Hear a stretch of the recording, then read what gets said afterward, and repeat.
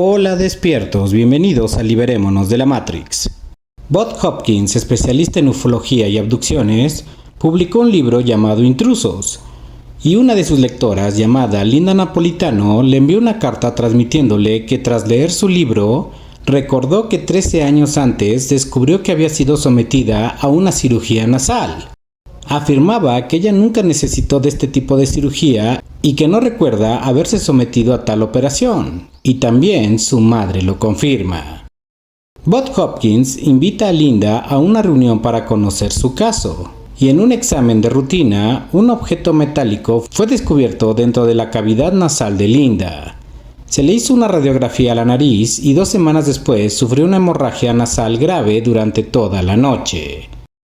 Después de esto, se comprobó con una nueva radiografía que el objeto metálico ya no estaba en su nariz, aunque había marcas de un implante. Nadie supo lo que ese metal era o para qué servía. El 30 de noviembre de 1989, en Nueva York, Hopkins recibe una llamada de Linda a altas horas de la madrugada.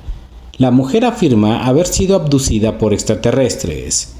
Tras este hecho, Hopkins decide someter a Linda a sesiones de hipnosis. Poco a poco, en cada sesión, Linda cuenta su relato. Estaba dormida cuando de repente vi varias figuras a los pies de mi cama, los cuales describe como los típicos alienígenas grises que todos conocemos. También cuenta cómo estos alienígenas junto a ella levitan y salen flotando por la ventana hasta llegar a un ovni. 15 meses después, Hopkins comprobó que el suceso podría ser mucho más real de lo que parecía, ya que ocurrió algo que le llamó mucho la atención. Llegó a su buzón una carta. Esta carta tenía el remitente de 2 agentes de la policía, Richard y Dan, en la que comentaban algo del caso de abducción de Linda.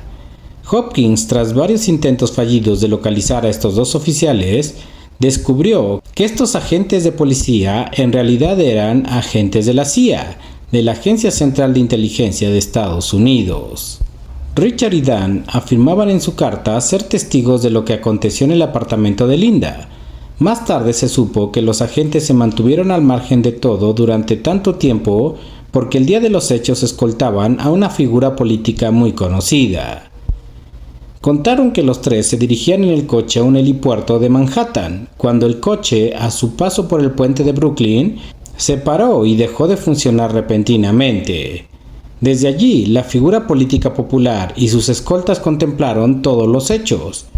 Sin embargo, la historia no termina aquí. A los pocos meses, todo parecía más real y a la vez más insólito, ya que llegó una segunda carta al buzón de Hopkins.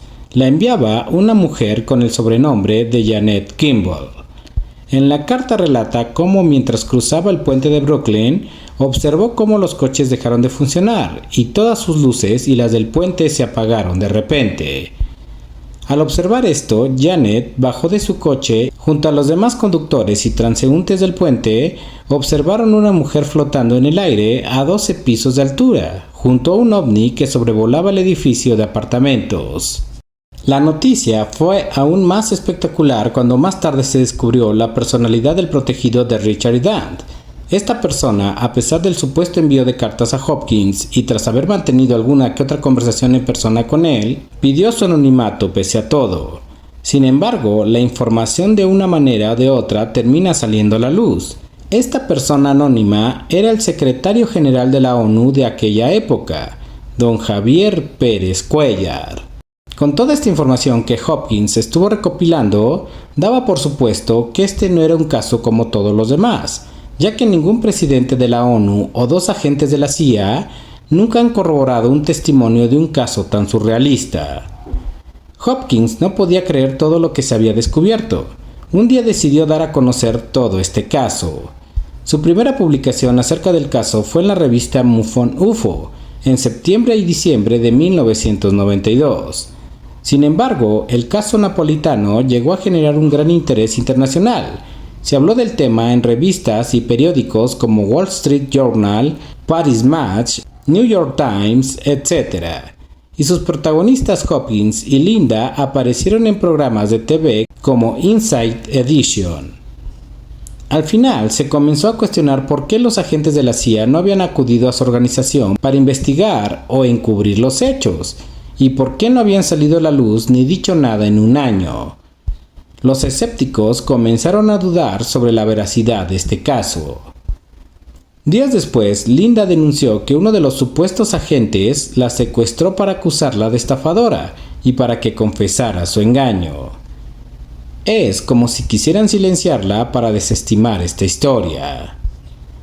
A lo anterior se sumó el planteamiento de la posibilidad de algún tipo de participación del gobierno en el caso. Además, aparecieron pruebas que demostraron que el caso Linda Napolitano encajaba perfectamente con una campaña del gobierno de Estados Unidos de encubrimiento. Cabe señalar que el exsecretario general de la ONU jamás se pronunció sobre este caso y nunca admitió haber sido abducido. En conclusión, este caso de Linda Napolitano es uno de los mejores documentados en la historia. La mayoría de casos comunes solo tienen la prueba de una persona que ha sido abducida.